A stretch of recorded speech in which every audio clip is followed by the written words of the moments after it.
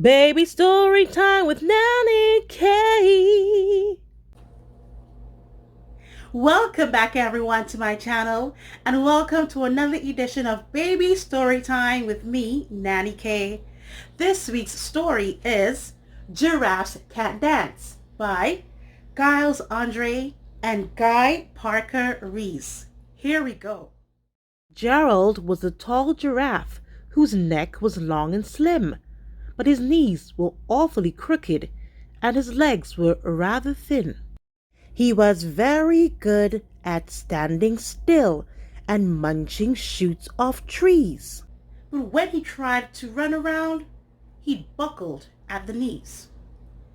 Now every year in Africa, they hold the jungle dance, where every single animal turns up to skip and prance. And this year, when the day arrived, poor Gerald felt so sad. Because when it came to dancing, he was really very bad. The warthogs started waltzing and the rhinos rock and rolled. The lions danced a tango that was elegant and bold. The chimps all did a cha-cha with a very Latin feel.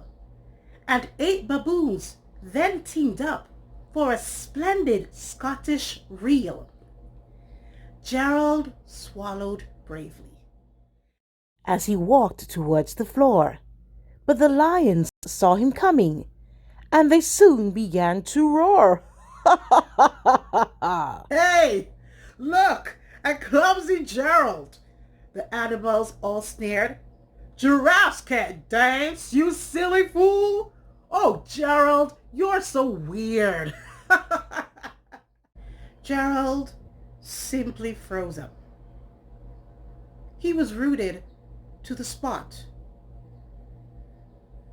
They're right, he thought. I'm useless. Oh, I feel like such a clot. So he crept off from the dance floor and he started walking home. He'd never felt so sad before. So sad and so alone. Then he found a little clearing, and he looked up at the sky. The moon can be so beautiful, he whispered with a sigh. Excuse me, coughed a cricket, who'd seen Gerald earlier on. But sometimes when you're different, you just need a different song. Listen to the swaying grass and listen to the trees. To me, the sweetest music is those branches in the breeze. So imagine that the lovely moon is playing just for you. Everything makes music if you really want it to. With that, the cricket smiled and picked up his violin. Then Gerald felt his body do the most amazing thing. His hooves had started shuffling, making circles on the ground.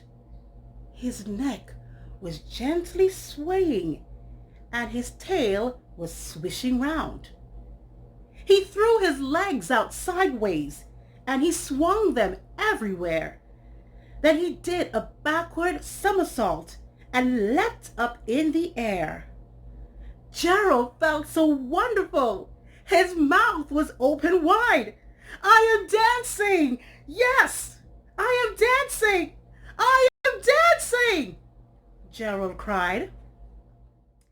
Then one by one each animal who'd been there at the dance arrived while Gerald boogied on and watched him quite entranced. They shouted, "It's a miracle! We must be in a dream! Gerald's the best dancer that we ever seen! How did you learn to dance like that? Please, Gerald, tell us how!" But Gerald simply twirled around and finished with a bow. Then he raised his head and looked up, at the moon and stars above. We all can dance, he said, when we find music that we love. And that's the story for this week. Thank you very much for joining me. Be sure to subscribe to my channel and follow me at NannyK784 on Instagram. See you guys next week for another edition of Baby Storytime with me, Nanny K.